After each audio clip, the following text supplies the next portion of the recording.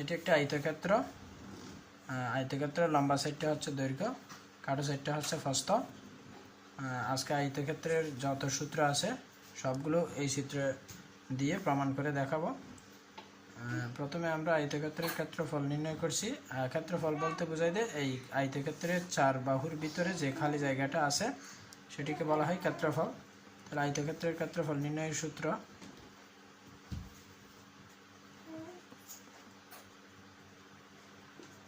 আয়তক্ষেত্রের ক্ষেত্রফল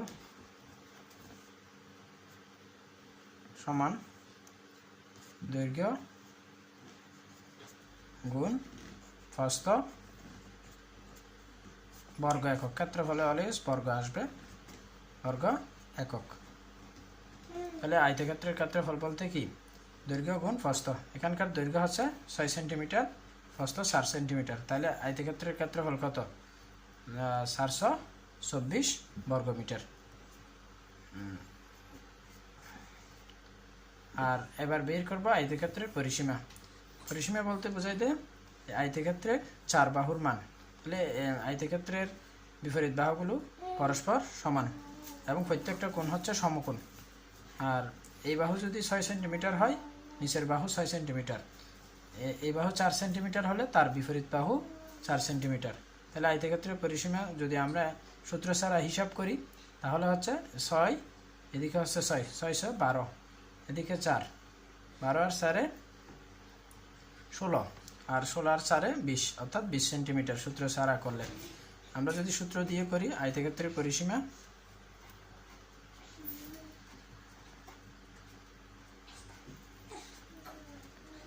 আয়তক্ষেত্রের পরিসীমা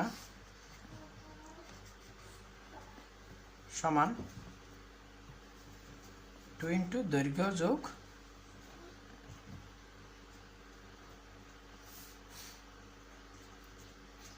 প্রস্থ একক।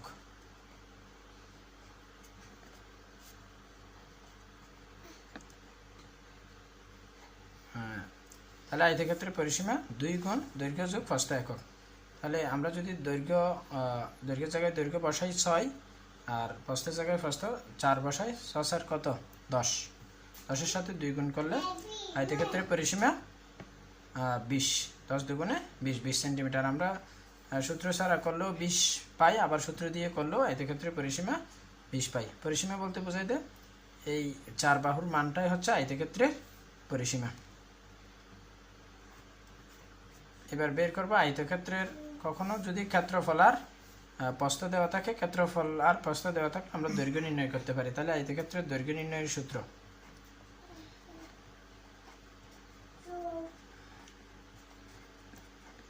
আয়তক্ষেত্রের দৈর্ঘ্য যদি দৈর্ঘ্য নির্ণয় করতে বলে বা দৈর্ঘ্য বের করতে বলে তাহলে সেই ক্ষেত্রে ক্ষেত্রফল আর প্রস্থ দেওয়া থাকবে। আমরা ক্ষেত্রফল কত পেয়েছিলাম? 424। তাহলে দৈর্ঘ্য কিভাবে বের করব? ক্ষেত্রফলকে প্রস্থ দিয়ে ভাগ। তাহলে আমরা সূত্র লিখতে পারি ক্ষেত্রফল ভাগ প্রস্থ। একটু যদি প্রমাণ দিই, একক। এই যে ক্ষেত্রফল কত? 424। তাহলে 24 যদি এই জায়গায় বসাই, 24কে যদি আমরা প্রস্থ দিয়ে ভাগ করি, প্রস্থ হচ্ছে 4, তাহলে 4 দিয়ে 24কে ভাগ করলে 424, 6 দৈর্ঘ্য বের হয়ে যাচ্ছে।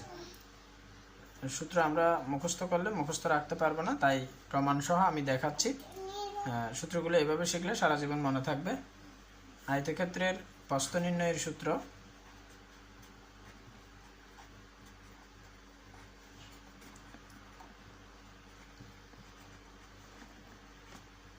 আয়তক্ষেত্রের প্রস্থ বের করতে চাইলে ক্ষেত্রফল ভাগ দৈর্ঘ্য, অর্থাৎ ক্ষেত্রফলকে যদি দৈর্ঘ্য দ্বারা ভাগ করা হয় তাহলে আয়তক্ষেত্রের প্রস্থ বের করা যায়। ক্ষেত্রফল কত? আমরা 424 পেয়েছিলাম, খালি জায়গা।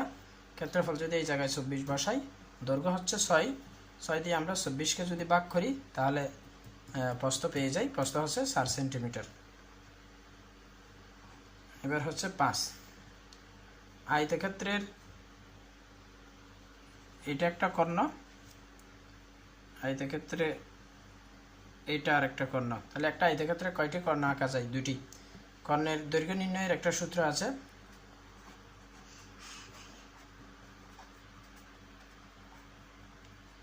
আয়তক্ষেত্রের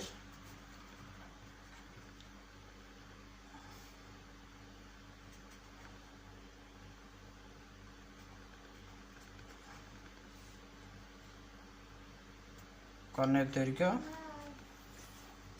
সমান, যেহেতু আমার পাশে জায়গা নেই তাই আমি একটু নিচে লিখছি। আয়তক্ষেত্রের কর্ণের দৈর্ঘ্যের সূত্র হচ্ছে √ দৈর্ঘ্য স্কয়ার যোগ প্রস্থ স্কয়ার। অর্থাৎ দৈর্ঘ্যকে বর্গ করে এবং প্রস্থকে বর্গ করে যোগ করে যদি বর্গমূল করা হয় তাহলে আমরা আয়তক্ষেত্রের কর্ণের দৈর্ঘ্য পেয়ে যাই। এ হচ্ছে আয়তক্ষেত্রের গুরুত্বপূর্ণ সূত্র। এই সূত্রগুলো জানা থাকলে আয়ত আকৃতির যা কিছু আছে সব কিছুর ক্ষেত্রফল, পরিসীমা, দৈর্ঘ্য, প্রস্থ নির্ণয় করা যায়। পরীক্ষায় আয়তক্ষেত্র না বলে বলতে পারে আয়তকার জমির দৈর্ঘ্য নির্ণয় করতে বলতে পারে, আয়তকার জমির ক্ষেত্রফল নির্ণয় করতে বলতে পারে, অথবা আয়তকার টেবিলের দৈর্ঘ্য নির্ণয় করতে বলতে পারে, অথবা আয়তকার টেবিলের প্রস্থ, ক্ষেত্রফল, পরিসীমা এসব কিছু নির্ণয় করতে বলতে পারে। আমাদের জমি বলুক, টেবিল বলুক আর কক্ষ বলুক, যাই বলুক না কেন আমরা দেখব আয়তকার কিনা। আয়তকার হলে এই আয়তক্ষেত্রের যে সূত্রগুলো আমরা শিখেছি সেগুলো দিয়ে যে কোনো কিছু আয়তকার হলে, আয়তকার এই জাতীয় চিত্রটা হচ্ছে আয়তকার, এই আয়তকার পাই চিত্রের সাথে যদি মিল থাকে আয়তকার হয়। কক্ষ হোক, জমি হোক বা টেবিল হোক ইত্যাদি যাই কিছু হোক না কেন আমরা আয়ত আকৃতির যদি হয় তাহলে এই সূত্রগুলো দিয়ে আমরা আয়তকার জমির, আয়তকার টেবিলের বা আয়তকার কক্ষের ক্ষেত্রফল, পরিসীমা, দৈর্ঘ্য, প্রস্থ, কর্ণের দৈর্ঘ্য ইত্যাদি নির্ণয় করতে পারি। জমি বললে আলাদা কোনো সূত্র নাই, আসলে আয়ত আকৃতি হলে আয়তক্ষেত্রের এই ক্ষেত্রফলের সূত্র ব্যবহার করে অঙ্কগুলো সমাধান করতে হবে। ধন্যবাদ সবাইকে, দেখা হবে পরবর্তী কোনো ভিডিও নিয়ে। এ পর্যন্ত সবাই ভালো থাকুন, সুস্থ থাকুন।